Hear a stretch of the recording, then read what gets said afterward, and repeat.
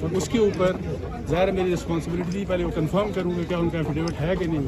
انہوں نے کنفرم کیا کہ ان کا ایفیڈیوٹ تھا, اور دوسری سائڈ کے اوپر پھر میں نے کنفرم کرنا تھا جو فارمر چیف جسٹس تھے ثاقب نثار صاحب, اور بس اس کے اوپر ہم نے ظاہر ہے یہی میری اوبلیگیشن تھی اور میں نے رپورٹ کیا. اور اگر نثار صاحب پہ موقف چلایا؟ بالکل میں نے موقف چلایا تھا, اور انہوں نے کہا تھا کہ بالکل یہ غلط بات ہے. انہوں نے کیٹیگوریکلی اس کو ڈینائی کیا تھا, اور یہ سب کچھ میں نے رپورٹ کر. تو یہ بیسیکلی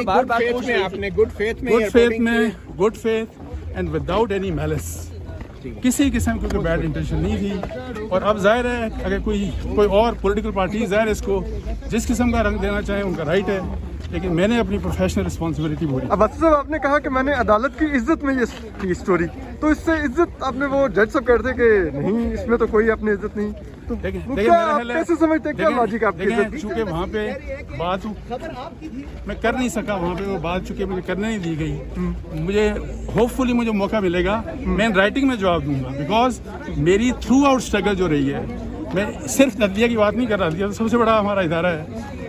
اس کی عزت کے لیے, اس کی انڈیپینڈنس کے لیے ہم نے بہت لڑائی لڑی ہے. آپ سب لوگوں نے لڑی ہے, متی اللہ نے لڑی ہے, سب لوگوں نے. سو اس میں یہ ظاہر ہے, اور یہ میرے لیے تو شوق تھا کہ ایک ایفیڈیوٹ کتنے اہم شخص کی طرف سے کتنا ایسا ایفیڈیوٹ آ رہا ہے جس میں بہت ہی سیریس قسم کے ایلیگیشنز ہیں.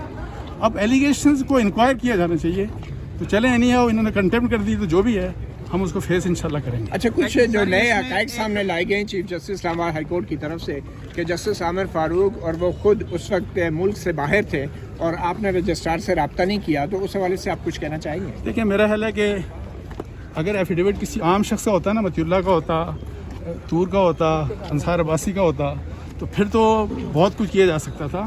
وہ ایفیڈیوٹ جس شخص کا آیا تھا وہ بہت خود ظاہر رسپانسبل پوزیشن پہ رہا ہے, تو اس کے اندر جو لکھا ہے وہ میری رسپانسبلٹی نہیں ہے. وہ رسپانسبلٹی تو لکھنے والے کی ہے, وہ ایفیڈیوٹ دینے والے کی ہے. تو بس جناب آپ اسٹوری کا کوئی بھی نوٹرائز ڈاکیومنٹ جو ہوگا اس کو آپ اسی طرح رپورٹ کر دیں گے؟ کوئی وہ نہیں تھا. دیکھیں, کوئی تو تھا ہی نہیں.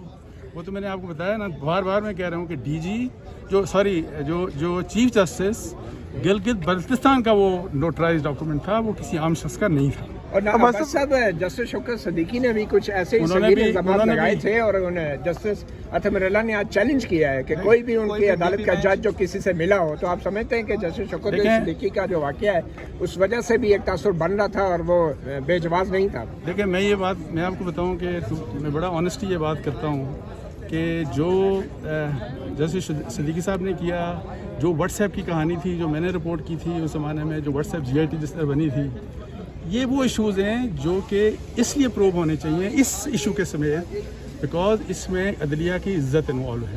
اور میں یہ چاہتا ہوں کہ جو بھی جھوٹ بولتا ہے, جو بھی اس میں آپ کو کلپٹ نظر آتا ہے, جس نے بھی غلط کام کیا, weather in side the judiciary اور آؤٹ سائڈ, وہ ابھی سرونگ ججز ہیں یا وہ ریٹائرڈ ججز ہیں, ان کی اکاؤنٹیبلٹی ہونی چاہیے. اور پچھلے کسی بھی کیس میں, واٹس ایپ کے کیس میں آپ دیکھ لیں کہ اس میں کوئی فیصلہ, کوئی انکوائری ایز سچ نہیں ہوئی تھی. میری ذاتی رائے میں ایسے تمام میٹرز کی انکوائری ہونی چاہیے, and this is in the best interest of not only Pakistan but in the best interest of the judiciary of Pakistan. جیسے عدالت نے بتایا کہ ان کے وکلا کی جانب سے ایک دفعہ بھی پلی نہیں کی گئی تھی کہ الیکشن سے پہلے اس میٹر کو سنا جائے, تو اس کے بعد آپ کیا سمجھتے ہیں کہ حقائق کو ڈسٹارٹ کیا گیا ہے؟ کس کے بارے میں آپ کہہ رہے ہیں؟